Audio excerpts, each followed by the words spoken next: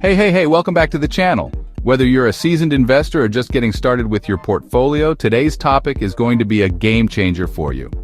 We're talking about ETFs, exchange-traded funds, and more importantly, how to value them like a pro.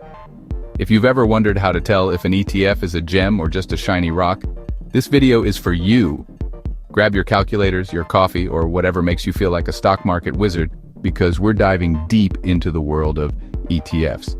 But before we start, hit that subscribe button, smash that like button, and share this with anyone who's looking to level up their investing game. Trust me, this is information you don't want to miss. So let's get into it. All right, let's start with the basics, because you've got to know what you're dealing with before you can evaluate it. What exactly is an ETF? Simply put, an ETF, or exchange-traded fund, is a type of investment fund that trades on a stock exchange just like individual stocks. Think of it like a basket of stocks, bonds, or other assets. Instead of buying individual stocks, you're essentially buying a piece of the entire basket, making it a diversified investment. This means if one stock in the basket does well, your ETF might do well. If one stock drops, well, your ETF might drop a little, but at least you're not taking that hit all by yourself. Basically, ETFs are like having your cake and eating it too. Diversification with the ease of buying just one share. Sweet, right? So why should you care about valuing ETFs? Well, the value of an ETF is critical to making good investment decisions.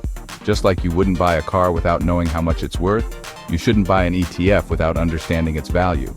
And no, the value isn't just about the share price, oh no. It's more complex than that. You wouldn't buy a house just by looking at the number of bedrooms, right? It's the same with ETFs. You've got to look under the hood to make sure you're not getting an investment lemon. When you properly evaluate an ETF, you can figure out whether it's undervalued or overvalued, and that helps you make smarter decisions about where to put your money. So how do you actually value an ETF? Let's break it down. Here are the key metrics you need to know when evaluating ETFs. Think of these like your ETF cheat sheet. Ready? Here we go. First up, we've got the expense ratio. This is a percentage that represents the annual fee you pay to the ETF provider for managing the fund. The lower the expense ratio, the better for you. Why? Because fees eat into your returns, and no one wants that. For example, if the expense ratio is 0.10%, that means for every $1,000 you invest, you're paying $1 per year. That's pretty good. But if it's 1% or higher, you might want to rethink it. You'd be paying $10 per $1,000. And over time, that can add up. Remember, low fees equals more cash in your pocket in the long run. Your future self will thank you. Next up is tracking error. This is a measure of how closely the ETF tracks its benchmark index. Ideally, you want a low tracking error, meaning the ETF is closely following the index it's supposed to.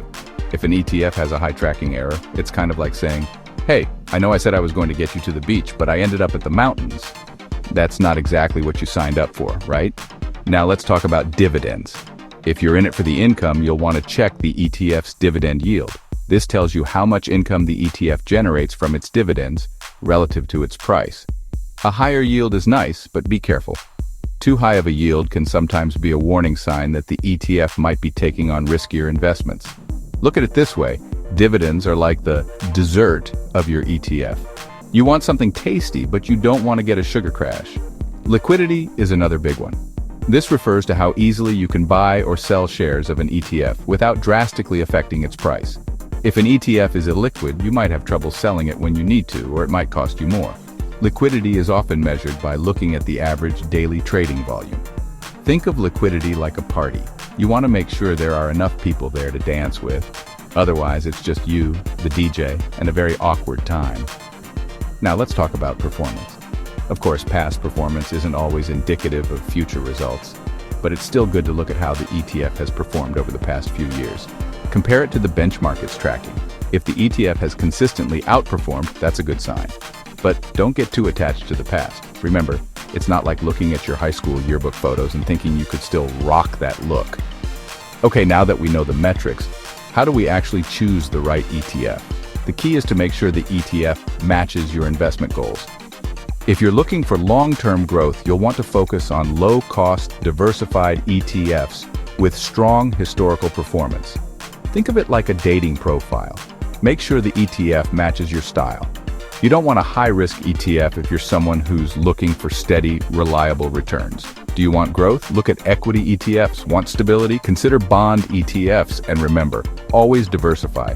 Don't put all your eggs in one basket unless you're investing in an egg carton ETF. But that's another story. So when should you buy or sell an ETF? Timing can be tricky, but a good rule of thumb is to buy when the price aligns with your investment goals and to sell when you feel it's no longer serving those goals. If you're holding a long-term ETF, you don't need to constantly check the price like you're day trading. Patience, grasshopper. Of course, if your ETF's tracking error or fees go out of whack, or if its performance takes a nosedive, it might be time to reconsider. But if you're in it for the long haul, don't sweat the short-term ups and downs. So there you have it, a complete guide on how to value ETFs like a true investing pro. I hope you've learned something new and feel more confident the next time you're looking to add some ETFs to your portfolio. If you found this video helpful, don't forget to hit that like button, subscribe, and share with your fellow investors. Let's get the word out and help everyone make smarter, more informed investment decisions. Thanks for tuning in, and remember, knowledge is power, and the more you know, the better your investments will be. Until next time, happy investing.